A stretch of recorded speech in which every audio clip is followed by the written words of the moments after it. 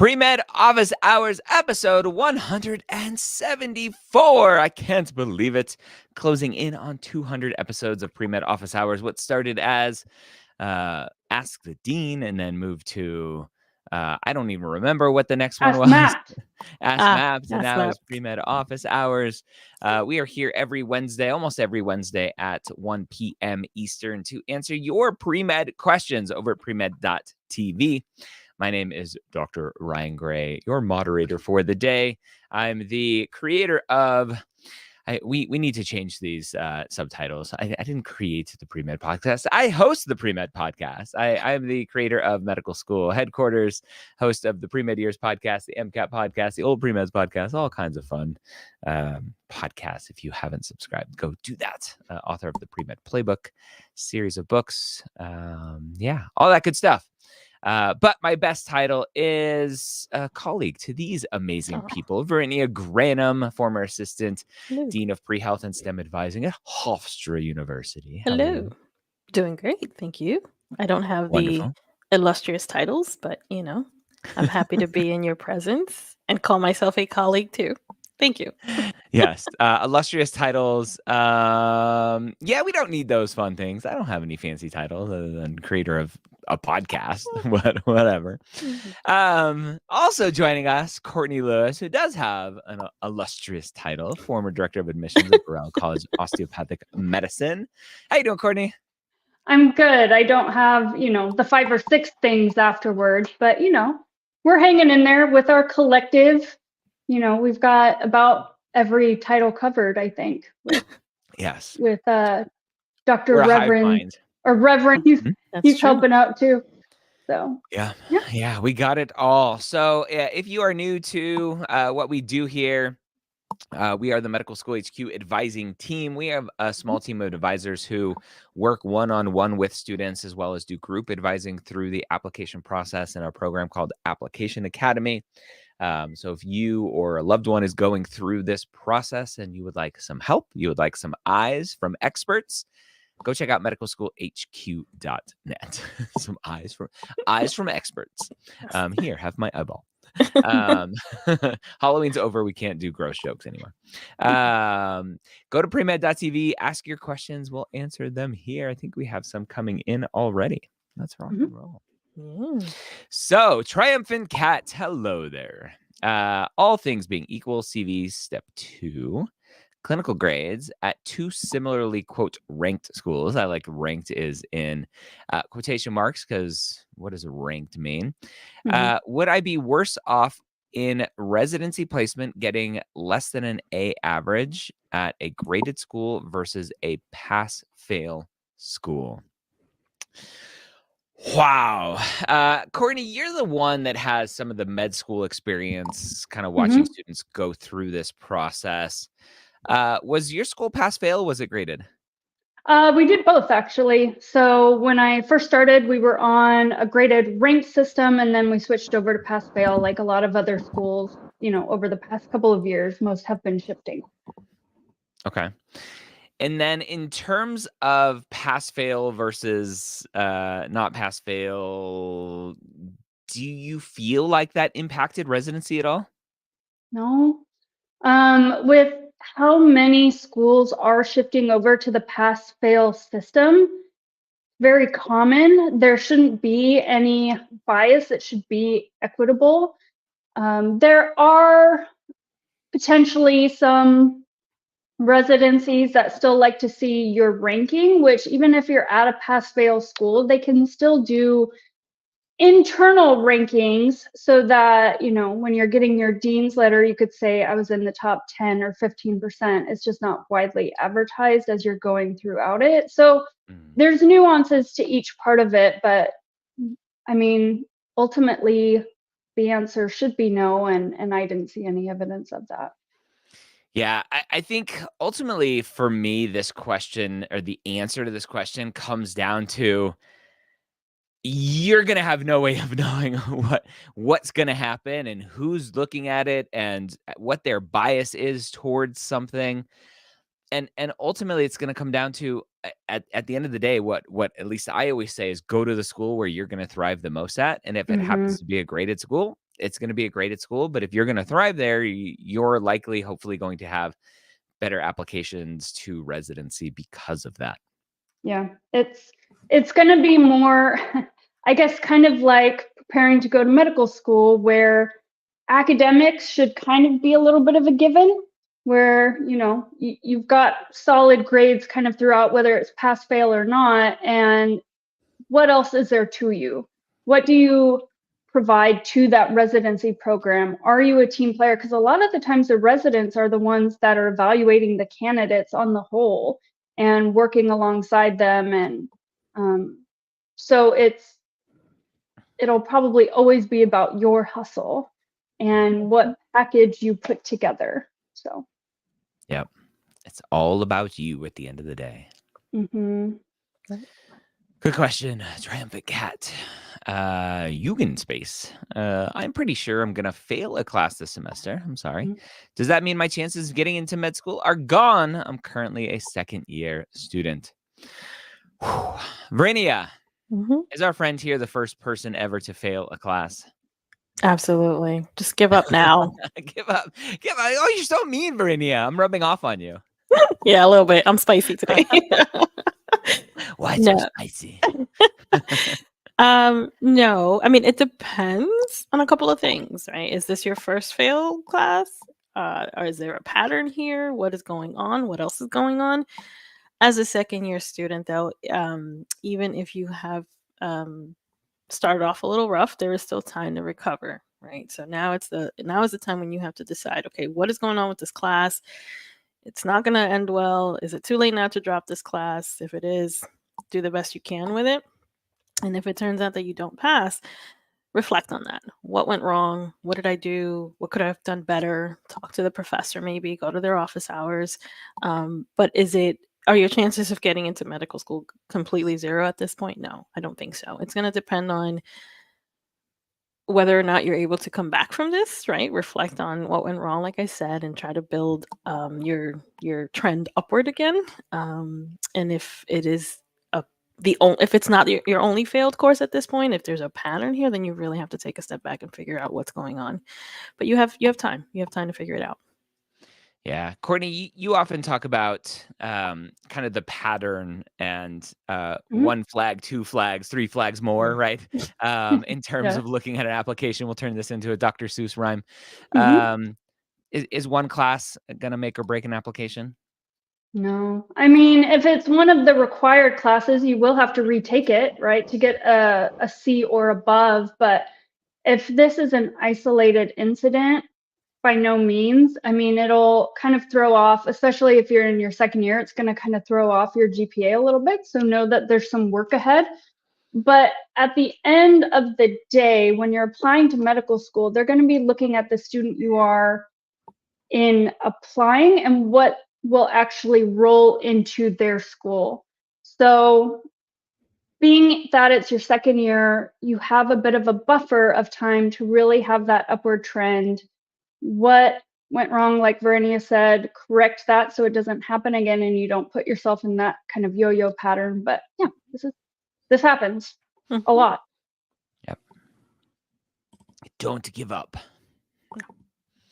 Dawa, good morning. Does a gerontology course count towards my science GPA?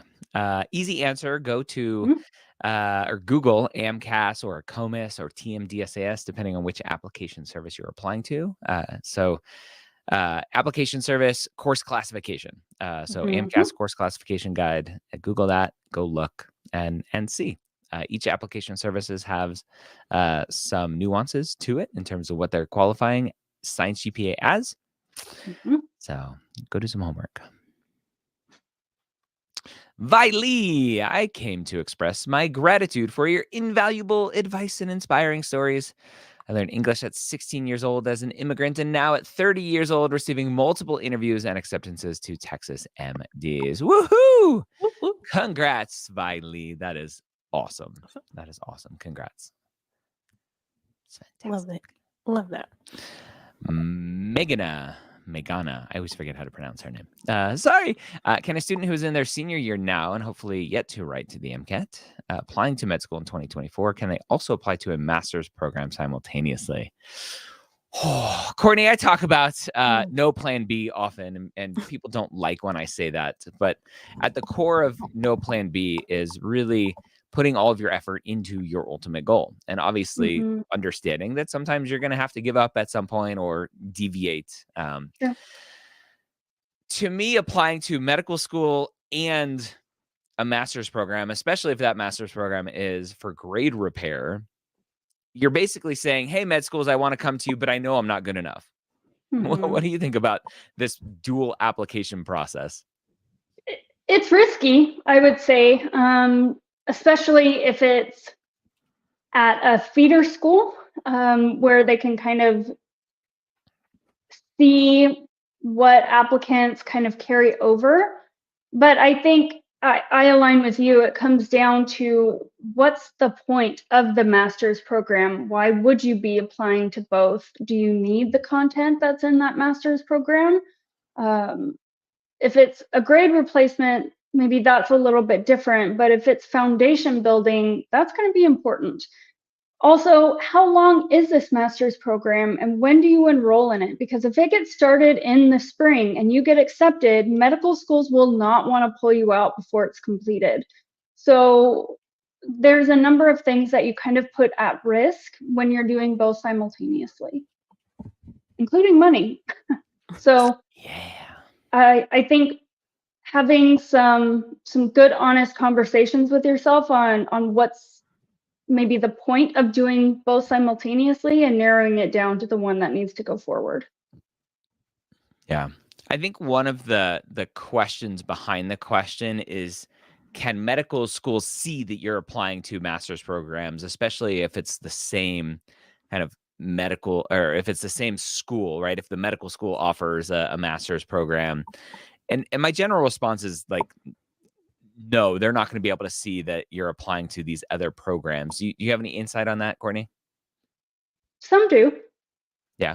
Okay. Some have all of their admissions housed kind of under the same thing. It would just be somebody would be designated to go through the master's program candidates, but it's all housed under the same thing. So potentially, but it's going to be outside of your control. Again, like a lot of things, you won't know their process or how they're set up. So, but it's less about them seeing it as opposed to you just getting ahead of it and identifying it. But yeah, potentially they can.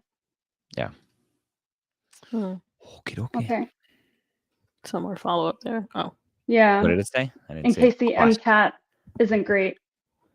Yeah. So again, if you're applying to medical school, that's a lot of time and money and effort, and you're not even bought into it. Like, I would wait. And a master's program isn't going to fix your MCAT. So why are you doing the master's if your MCAT's not great? So there's lots of stuff there to unravel. You can unpack a lot. As an undergrad freshman, what activities should be the priority to get involved in or start? Ooh. Brittany, I love this question because I do too. Lots of first-year students out there jumping into the deep end without learning how to swim first. What's our recommendation for Yosef here? Yeah, Yosef, you have to learn how to swim, right? Start on the shallow end and build up your academic foundation first of all. Make sure that you're getting your study habits and getting disciplined in terms of getting that set up. And then you can kind of wade your way over to some shadowing, some on-campus experiences where you can really grow and things that you're passionate about, where you can grow and enjoy being around like-minded students who are doing other important things in the community. Those are the activities that I recommend to start with, because that's where you really start to explore and see what's out there, what you're passionate about. And then, if possible, try to get in some shadowing, some volunteer experiences, maybe in a clinic or a hospital, kind of entry-level stuff, right? You don't want to take on so much that you're getting pulled away from your academics, and that's the priority right now, particularly in your first and second years when you're learning, kind of setting that foundation for the harder courses. So take it easy. Take it one step at a time. Get some experiences on campus, some volunteering, and maybe some shadowing if you can get it. Good luck. Good luck. Right. Rania, best way to follow up with deans or schools after conferences. So we just had MappedCon a month ago now. It's crazy. It's been a month post MappedCon. And there were lots of students there asking questions to the schools that were there, to the admissions, the recruiters, all of those fun people. Courtney, post-conference, what do you think is the best way to follow up? And I'm hoping in an authentic way. Yeah, this is a tough question because I think it may be a little bit different per school because communication will be filtered a little bit differently. Email is always a fine option. I would say I would like that person to kind of probably like show up for any of the recruiting like virtual events I'm having or open houses or have repeated touches, so I know that they're continuing to stay engaged with us and I'm getting repeated interactions with that person. I think that that would actually be the best way to do it, just because I start to become more familiar with the name and the face and knowing that that person's interested. So that would be my suggestion. Yeah, I think so. Brittany, any other thoughts on that? Yeah, I would echo what Courtney said. I think being active and kind of going to those events and networking with students and other admissions folks is the best way to build those relationships, get their business card in person as much as possible, but virtual too, right? They just to get more information about the school and stay up to date with anything going on there is always a great way to keep that relationship going. Yeah. Mm-hmm. Love it. Osama, is it harder for international students to get into med school because there are less schools that accept international students, or because schools look for higher standards from internationals? Yes. Both. Both. Yes. Mm-hmm. That is the answer. Spam Sam, when should we start building connections with teachers for recommendations? I'm a first quarter freshman, and I'm worried that I haven't set up any meaningful relationships with professors so far. Oh my Lord, we're only like 2 months in. Yeah. Spam. Courtney, let's give Spam some anxiety medicine here with their process. So I love that you are at least cognizant that this is something that you should be doing. I would say, as you are looking at your next quarters and going forward for this core science foundational material, see if the same professor that works well for you, where you can digest the material in a way that they're presenting it, is somebody that teaches subsequent courses. Even if it's not maybe the most convenient time that fits in your schedule, maybe it would be fruitful to continue to take courses with that person. So if you get somebody now, that's great if you feel like you can ask them for a letter, but just know you would need to maintain that relationship up until the point of when you're applying. So that would, consist of pretty frequent communication and hopefully no turnover with that faculty member, which most are tenured, so that shouldn't be a big problem. But it's more about kind of projecting forward and being strategic about who you schedule future classes with. Can you get any repeats? And finding a good fit for that professor. So you don't need to have one right now. If you do, great. If not, just continue to look for those patterns in the future. Yep. Take a breath. You're doing great. Mm-hmm. Mm-hmm. Ethan, hello, student athlete here. Looks like a soccer kit he's wearing. Mm-hmm. Writing my activity descriptions for soccer. Oh yeah, soccer. Keep reading, Ryan. Whatever. I have 2 thoughts. Show impact quantitatively, games 1, or stats, or 2, tell one of many stories. Hardship, a crazy game. Thoughts. Vernie, I love this question because I have a button on my soundboard here specifically for activity descriptions. There are no rules. So when it comes to activity descriptions, what should Ethan do here? There are no rules, Ethan. So basically, they leave it up to you to decide how you want to present the activity and describe it. I'm a big fan, though, of showing why. Why did you do this? Why was this important for you? Did you have any impact on others? How did it impact you? So for me, stats are not as important. I'm also not a soccer fan, sorry. So maybe that's why. But I think the way you show impact is really talk about why did you pursue this sport? Why was it meaningful to you? How did you impact others through the game on your team? How did the team impact you? And then sure, if you want to kind of share how that relationship led to successful seasons and blah blah blah, you can talk about that, of course, but focus on why this was important to you and how it impacted you or others on the team. Yeah, good. I'm getting hate looks from other folks about not liking soccer. How dare you?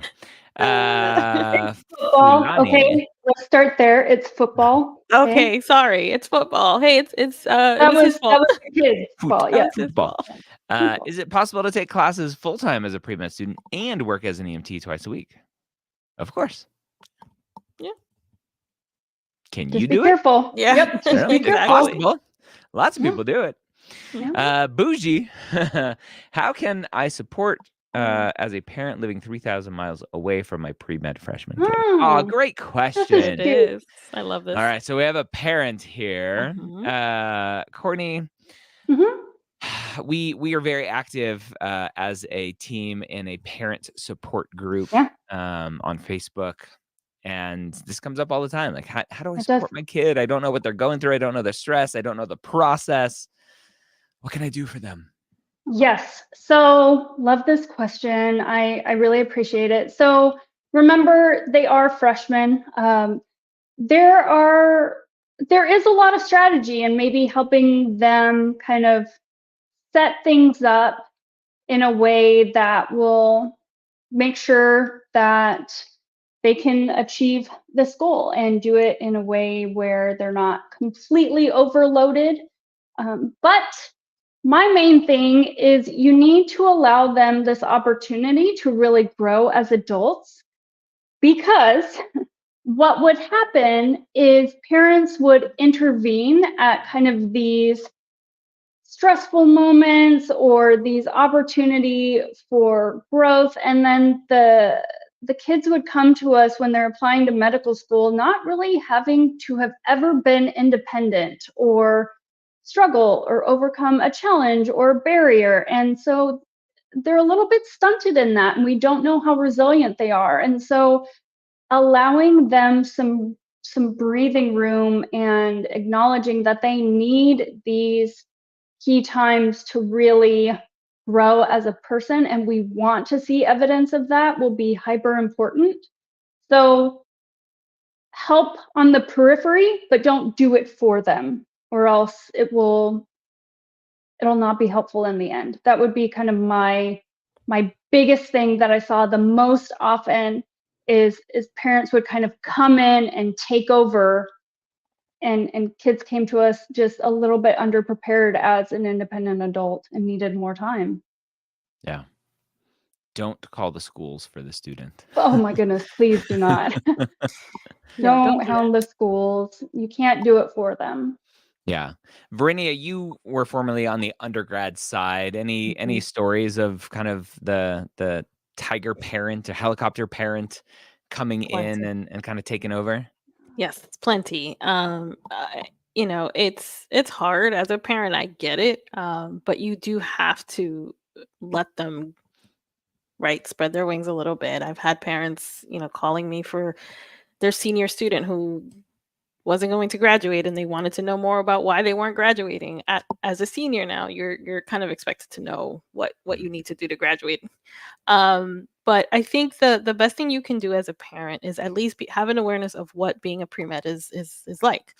Know that they're taking challenging courses. Time management is always difficult. So just having an awareness of what that process is like, So you can kind of have an idea of what they're going through, and then checking in with them, sending, care packages whenever possible is always appreciated. We have a Facebook parent group. If you're not familiar with it, you can certainly join that. I forget what the name of the group is, but it's like Premed support. Yeah, it's Premed parent support group. Yeah, I would definitely recommend joining that, so you can kind of just be aware of the questions that are being asked about the process. That's going to really help your student. Try to stay positive with them. They take on a lot. Yeah. And there's a lot of pressure and a lot of comparison between them and their peers. And so the best thing you can do is just keep a positive attitude. Don't hound them. Help build structured support systems, but then let them do that and then keep them positive. This is a really challenging path, and it takes years of foundation building to even be ready to apply. So they're taking on a lot, and we respect that. But a direct link to that parent group, of course, I have the URL, premedparent.com, so you can go check that out. That'll take you right to the Facebook group. Good to know. King of URLs. Kelly Woods asks, what if you have taken courses and dropped them and taken gap time? Will this affect your chances of medical schools like Baylor? Courtney, this kind of goes to the earlier question of like, if I fail a class, what's going to happen, right? Students drop courses all the time. It's one variable. What are your thoughts? Kind of the most common answer is depends, right? I would need to see the rest of the academics, but if this was the best option for you, given your course load or what was going on in life and things like that, I'm glad you did it. It was probably an effective way to kind of handle what you were doing. Now, if this is a consistent theme where you get to a full course load and then you start to drop and then you have long periods of gaps, then maybe that's problematic. But just this information on its own, it doesn't seem that threatening. Just think of it, med schools are risk adverse, right? So we are looking for patterns, we're looking for data and information that will kind of let us know who we're getting as a student at that time, like we said. And so what does this profile look like, and what risk may be introduced into their mind by looking at that? If you need to fix that or address it, then do that. But a drop here and there is probably not a problem. It's just in the context of maybe other things that I can start seeing. Like if you were not a science major, you only had one science course, and when you would go up to 2 science courses, then you would start to drop and have gaps of when you took them, or you were taking them at science or community college and stuff like that. Then I'm starting to pick up on a pattern, right? So depends. Depends, yeah. And then the specific part for Baylor, again, it's going to depend. Oh yeah, I mean, yeah. On that, but yeah. Yeah, just a quick reminder, if you're looking for some advice on getting into med school, help on your essays, help on interview prep, what we spend most of our time doing, Courtney and Verena, is advising students one-on-one, helping them with essays and interview prep and all that fun stuff. Courtney, what is the best kind of message that's come in so far this application cycle from a student you've worked with? The best message? Well, that they get like success-wise. Yeah. Oh, yeah, I mean, I've there's somebody that I've worked with for 50 hours, and this is her 3rd cycle, and she's gotten multiple acceptances, and I mean, she just didn't necessarily know how to go about it. She was honest with herself on some of the things that she struggled with. She knew that the interview was going to be very difficult for her.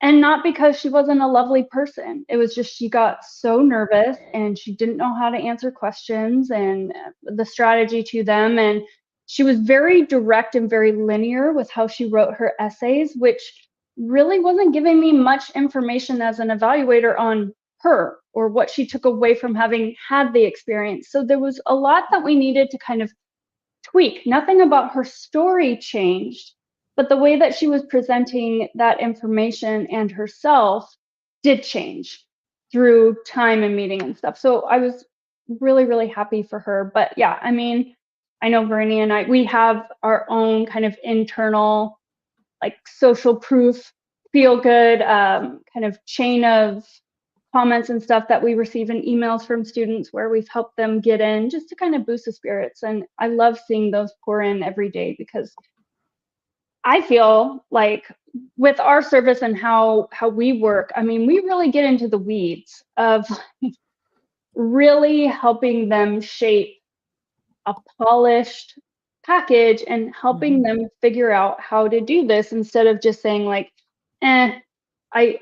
I don't like this personal statement, rewrite it, right? Like, what is it about it? How can we best present it? You know, can I be a sounding board from some of these experiences that will help you kind of figure this out and stuff? And so, I don't know. I mean, I like doing that. I like getting all of the data, all of the information, having these conversations, and then seeing what we can put together so that they feel confident, because they've done all of the preparation. They just don't know how to package it.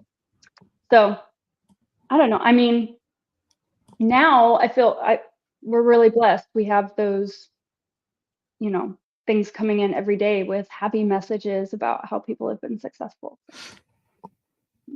Why we do what we do. Yeah. Love it. Love it. Mm-hmm. All right. Michael, I'm not sure if I have the time to shadow a provider who works in my building. If I have lunch with them to do an interview, should I write that anywhere on my application under shadowing? Nope. So, Vernie, this kind of like job interview, or there's a specific name for it. I forget what it is. Would you consider this shadowing? No, absolutely not. Yeah.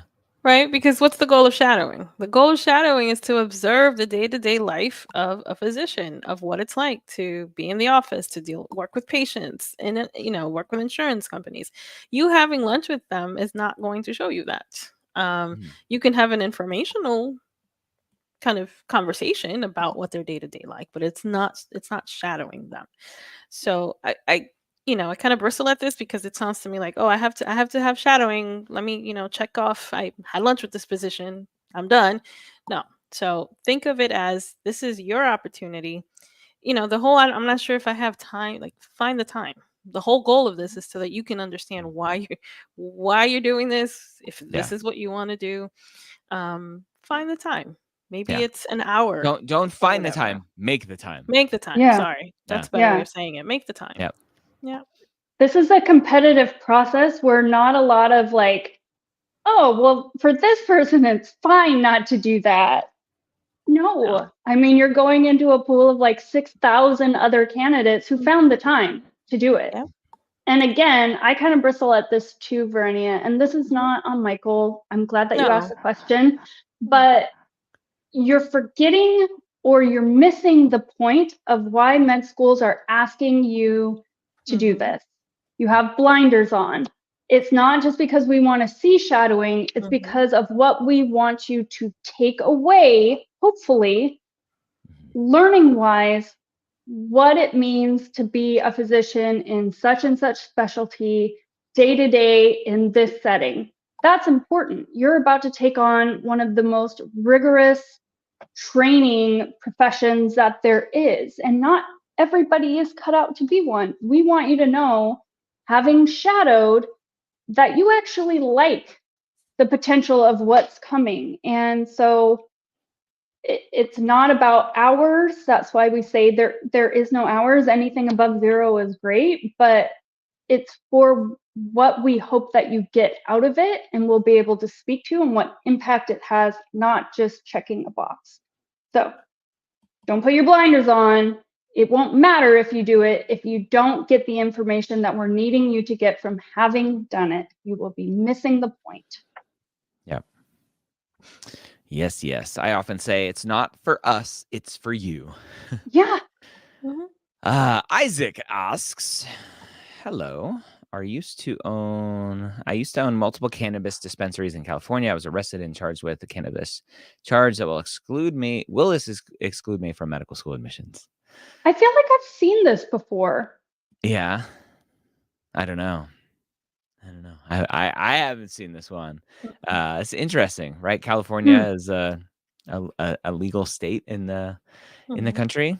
So I'd be interested to know why he was arrested and charged with cannabis charges. So there's something fishy going on. Yeah. I mean, the short answer is yes, it could hurt your chances. Yeah. What's the time frame we're talking about? Like, has there been 5 years since this happened? 10 years since this happened? Or did this happen 2 years ago? Because that will make a difference. What did you learn from this experience? With the charges, what level was the charge? Was it a felony? Was it a misdemeanor? Did you serve any time? Are you in a state where you have to report that? So there is a lot that will go into just this one thing. And yes, it could affect your entrance for medical school. Again, you're going into a pool of 6,000, right? If they're risk adverse, they don't necessarily, unless you've had some major growth and can really speak to what you took from having had this experience and how you've grown from it and how it will help you in the future, and they're really moved by that, there's potential for this to carry a lot of weight. So make it count, I guess. Jose, how can I see if a public med school accepts out-of-state students? I've seen lists, but not sure if they are correct. So the MSAR is the best place for MD schools. The Choose.io Explorer, I don't think, has that sort of breakdown of in-state, out-of-state acceptances, potentially going to each individual osteopathic school, although there's very few public osteopathic schools. So it's on the Choose.io Explorer. It will be in the first year class matriculation stats, which will show you the last incoming class and what the breakdown was, but it's on the individual schools pages. Yeah. Good. So MSAR and Choose.io Explorer. Yosef's back. Regarding research, does it have to be a medical or science? Medical or science related? Can it be about climate change and engineering, etc.? Yes, it can be anything. Yeah. Karen, when should lower than national complex first attempt average? What? Oh, complex, I'm assuming. Yeah, complex. What questions should I be asking about their time and resources for preparing their student? So, Courtney, I'll throw this one to you. I'm assuming the question is that this is a pre-med student. First time pass rate? Yeah, looking at schools and looking at COMLEX first time pass rates and going, that potentially is concerning. I mean, I don't know if I know like a hard cutoff average. I would say that numbers can be a little bit deceiving because of how they report them. Let me give you an example. So you see something where it says 99% residency match rate. That's great. It looks amazing.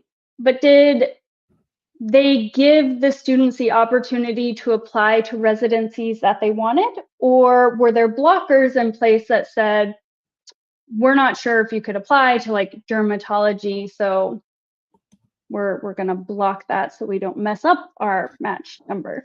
So COMLEX, they may have a really great number, but I would look to see if there are any blockers. Do they block you from sitting from first attempt, or do they allow everybody to take it at the student's discretion, which is more equitable and fair than blocking somebody on the guise of, oops, they may not do it and we don't want our number to look bad. So this goes for MD or DO schools. That would be more of the question I would be asking. And then, what support and resources, what time they've given to students. Is it no time dedicated to it? Is it couple months dedicated to it at the end of second year, but there's a lot of stuff you can be doing on your own. So a lot of this, again, will fall on you and how disciplined you are with your own personal study. So utilizing Anki and, you know, the first aid manual. I've heard a lot of students really appreciated that and things like that. So I don't know if I know an exact average, but Yeah. you know, once they start dropping significantly, I would say like, well, they're probably letting anybody sit for it, which in a way is a good thing, because they're more concerned about allowing students to be able to self-select fit. So there's nuance to the number. Lots of nuance, and that's a very common tactic for Caribbean medical schools as well. It's like, hey, we have a 95% pass rate on USMLE, and the question is, yeah, but how many people did you kick out before you let them take the test? Yeah. So got to be careful. There's always ways of cooking the books. I was shocked when I finally got into that information, and when I would see other people and how they would present that material, other medical schools, not just DO. I'm not calling out DOs, but yeah, there's ways to present it favorably where it's not all judged the same. Luis, hello everyone. I haven't received any interview invites out of the many schools I applied to. Is it still advisable to sit tight and reach out to adcoms? Oh, Verenia, we're in the stage of the game where nerves are getting really wrecked right now. Yes, the worry train is about to leave the station. Yeah. What should Luis and all the other students out there struggling with patience right now? What should they be doing? Yeah, I think first and foremost, Luis, is just trying to remain optimistic without knowing anything about your application.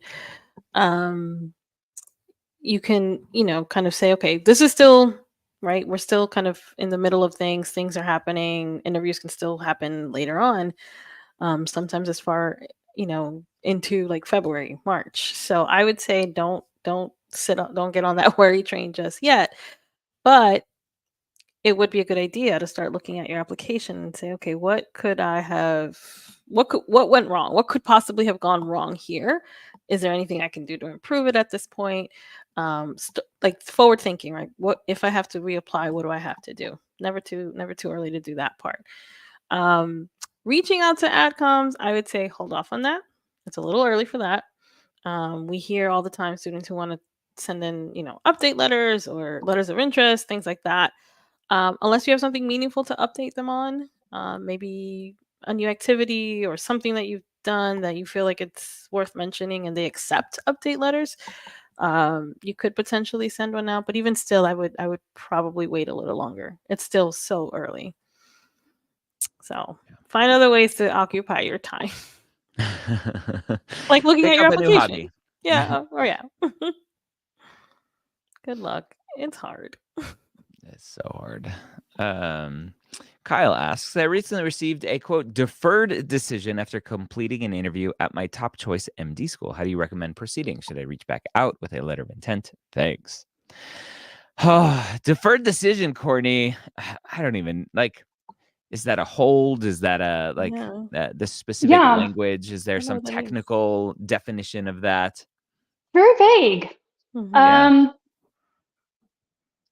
It seems like it's kind of a wait list where they are waiting to make a decision on where to place this person until they have more interviews done.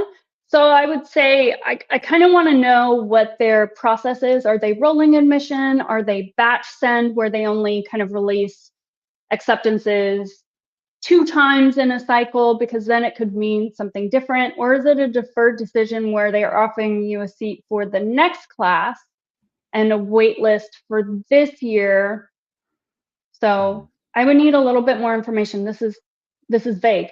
But as far as should you reach back out or anything like that, I would need more information before I could advise you on that. Is this something that you need to accept, or is this just saying we're deferring giving you any kind of concrete answer for a while, in which case you would just need to hold tight. Yeah, hold on tight. Yeah. Oh, it's so stressful. Hussein asks, when is the latest month you can take the MCAT and still be early/competitive applicant? Brittany, I talk all the time, like June 30th, like the end of June is historically kind of my comfort zone. That's also hard if it's your first time taking it, because if you need to retake it, then you're kind of in this purgatory of like, I need to retake it then. And when you get your score back in July. And so I don't know, what are your thoughts when you talk to students about the MCAT timing? Yeah, I'm to me, June 30th is pushing it. I think it's later. I'm more comfortable if you're telling me maybe March, April, because you want to see that score and strategize before the application even opens. Yeah, June 30th is fine, but know that you will be going in sort of in a later batch. But you know, if your application is strong in other aspects, then maybe waiting until that late to take it isn't so bad. But I would say no later than June, and really focus on preparing for it so that by June, okay, maybe I don't have to retake it. Maybe I've prepared well enough that I'm gonna come out with a solid score. Even still, it makes me nervous. I like April better as the latest date. Yeah. April. Yeah. With the ultimate answer being take it when you're ready. You have to Yeah. always layer that on top. Yes. Very true.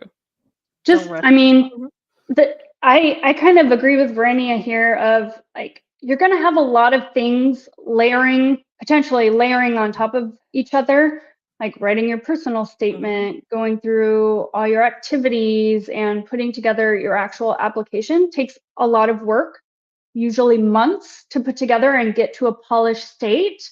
And then you need to get that submitted for verification. So what type of preparation do you need for your MCAT? And is that putting a pause on doing all of this application prep?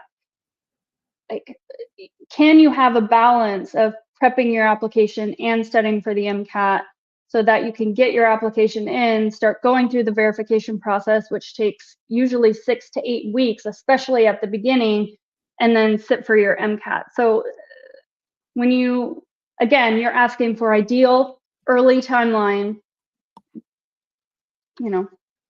you will need to be tracking a number of things and being careful about the overlap.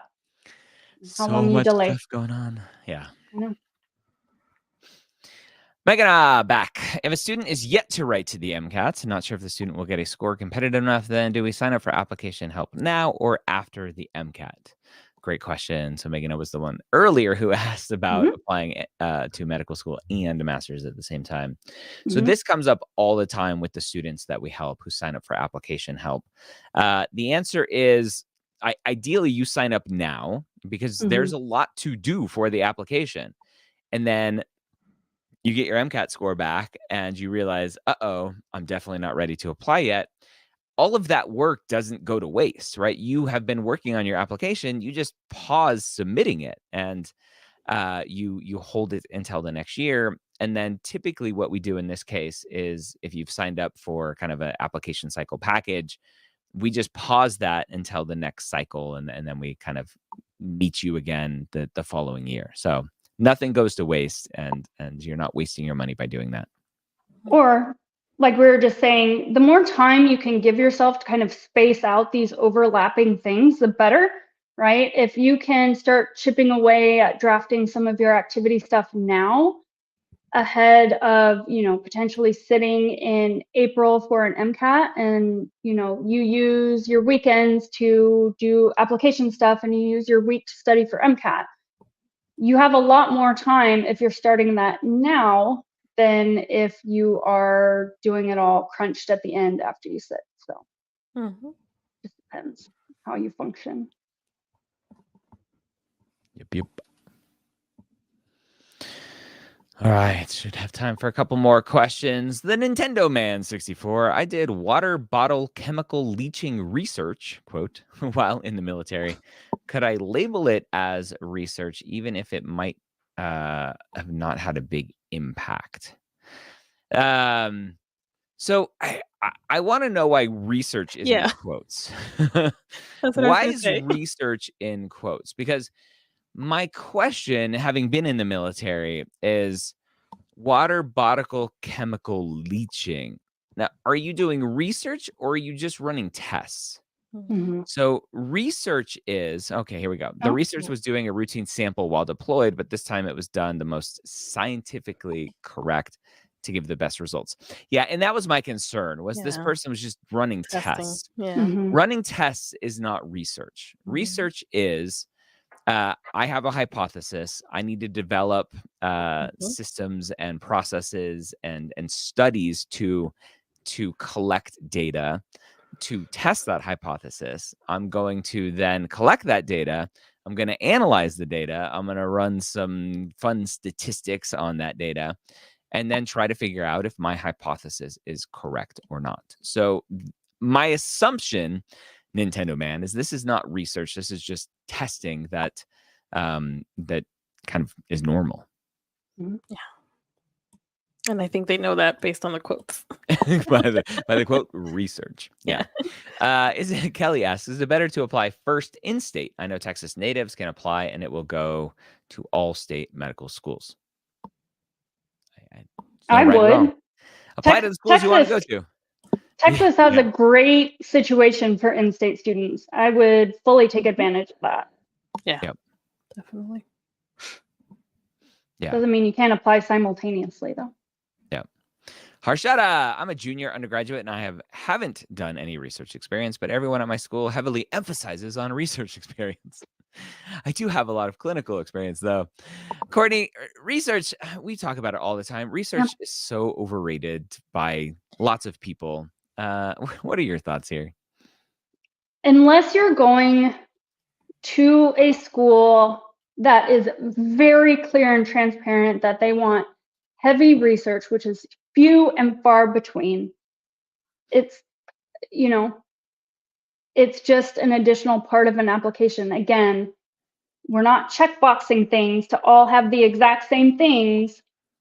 We need things that will inform us as a med school, that you understand what you're taking on as a profession, as a kind of training program and things like that. You don't have to have research. A lot of schools provide research as a first opportunity for students to do research in medical school. So this is optional for almost every program. And I would rather see clinical experience over research, to be completely honest, because that is going to be what patient care is. So it depends on the school, but it's not going to be many where they're placing a lot of emphasis on that, to be honest. Yeah, and I say this all the time when talking about this. I was at a conference a few years ago now, and it was a UCSF, right? Historically known as a great research institution, great medical school for research. There was an admissions person there I was talking to, and he's like, just make sure people understand that we don't heavily emphasize research when it comes to applications. Yes, you're gonna do research here. We are a research institution, but we look at so many more variables on an application than just how much research does a person have. So yeah, it's just one part of an application and an overemphasized one. Michael, would it all be advisable to take a full-length practice test before doing any content review? Yeah, it's called a diagnostic. It's a half-length. Reddit seems divided, and I feel like it may just be demoralizing instead of providing a direction for review. So go listen, Michael, to the MCAT podcast. It's free MCAT prep through a podcast that I do with Blueprint MCAT. This question comes up all the time. And a lot of the negativity comes from, in terms of taking a diagnostic. I don't think there's any point in taking a full-length exam, but a half-length diagnostic, it gives you an idea of the test. It gives you an idea of how questions are asked. And yes, it can be demoralizing, but you just have to look at the score and go, oh, crap, that sucks. And then you start, right? If I were to go from never running at all to trying to run a marathon, my time is going to be probably horrible. 9 days. And I'll be in the hospital for a long time after. And so you just know that it's not an accurate measure of anything. It's just a way to get a feel for what you're about to embark on. But there's a lot of negativity when it comes to full-length exams or diagnostic exams, because there's an assumption, because diagnostic exams are given by test prep companies, that the scores are overly deflated to scare you and get you to sign up for these courses and stuff. And you just ignore that. Just take the diagnostic, get a feel for it, and then jump into studying. That's it. I think your example is good about running, because if you don't have the diagnostic, how do you even know you're training correctly? What are you training for? If you have no idea how to run and you try a marathon and you're training, like, you have to know how those passages are worded, how long it takes you to read the material, what type of questions they're asking. There's so much that goes into just the actual practice of test taking, that if you do not have that reference point, I don't know how you point in a direction. Like, you need to do that. Yep. All right. So I think we have come to the close of another great Premed office hours. Again, we are here almost every Wednesday at 1 p.m. Eastern. Go to premed.tv, subscribe to our channel, turn on your notifications so that when we do go live, you get an email or an in-app notification that we are here hanging out, answering your questions for free. As always, if you would like some personalized one-on-one help, that's what we do day in and day out. Go to medicalschoolhq.net/advising for all of our advising options. Courtney Lewis, Verinia Granum, thank you so much for hanging out with me today. I appreciate everyone. Have a wonderful day. Bye.